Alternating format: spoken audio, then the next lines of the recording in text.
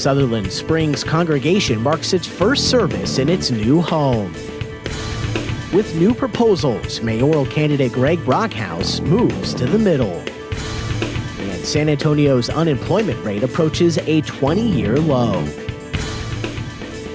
This is your Express Briefing podcast for Monday, May 20th. Subscribe to this and other free content at expressnews.com/podcasts. And get each day's top news and sports headlines delivered to your inbox at expressnews.com/newsletters.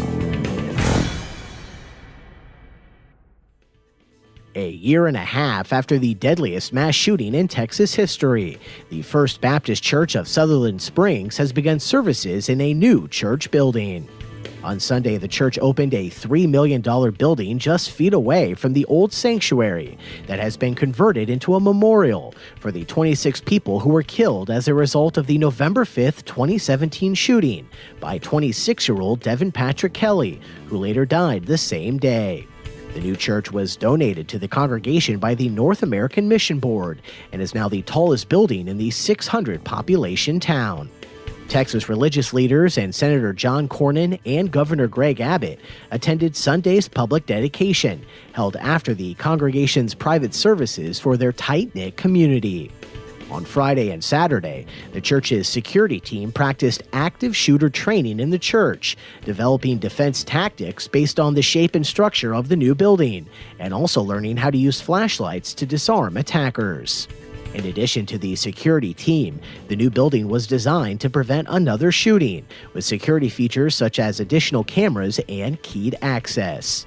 The building's larger size allows it to seat over 250 people, allowing room for a congregation that has more than doubled since November 5th, 2017.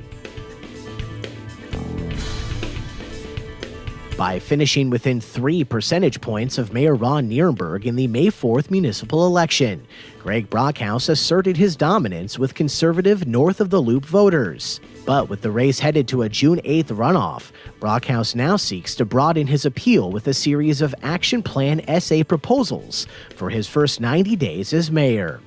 Express News Metro columnist Gilbert Garcia writes that while the 5 platform planks rolled out over the course of the past week offer broad suggestions, they also offer few substantive ideas. For example, Garcia says Brockhouse's proposal to provide property tax relief with a $5,000 city homestead exemption and a 1% rate reduction would save the average local household around only $40 a year.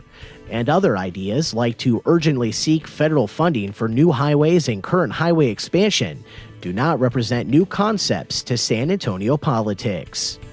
As the candidate who has consistently called for a scaled-down city government that cuts taxes and sticks to basics such as potholes and policing, Brockhouse has cemented his appeal to conservative voters in San Antonio, and everything about his campaign in the past 2 weeks has been designed to reassure wavering voters. Garcia predicts how well that rebranding effort flies could determine the outcome of Alamo City's mayoral runoff.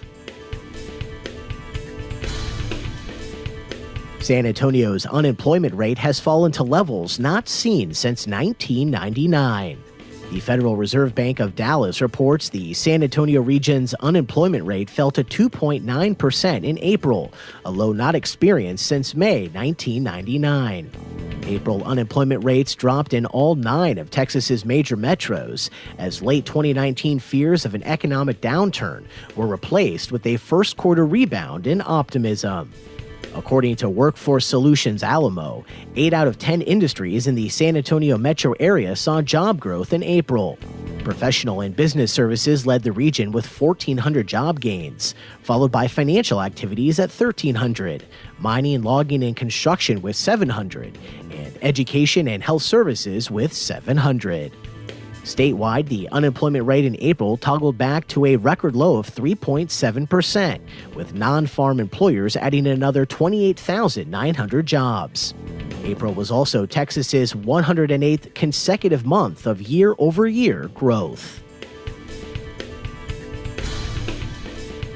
And for the first time in history, Texas A&M University system regents have elected a Hispanic woman as their chair. San Antonio's Elaine Mendoza is now the second woman and the first Hispanic to serve as chairman. Mendoza previously served as vice chair. Her new term as chairman is for 2 years, and her term as regent expires in 2023. She's been on the board since 2011, when she was first appointed by Governor Rick Perry, before which she served on the Texas Higher Education Coordinating Board. Mendoza is a 1987 graduate of A&M University in College Station, where she received a Bachelor of Science degree in Aerospace Engineering. The first woman to serve as chair of the A&M Regents was also from San Antonio. Despite not having graduated from the system, Mary West served as chair from 1994 to 1997.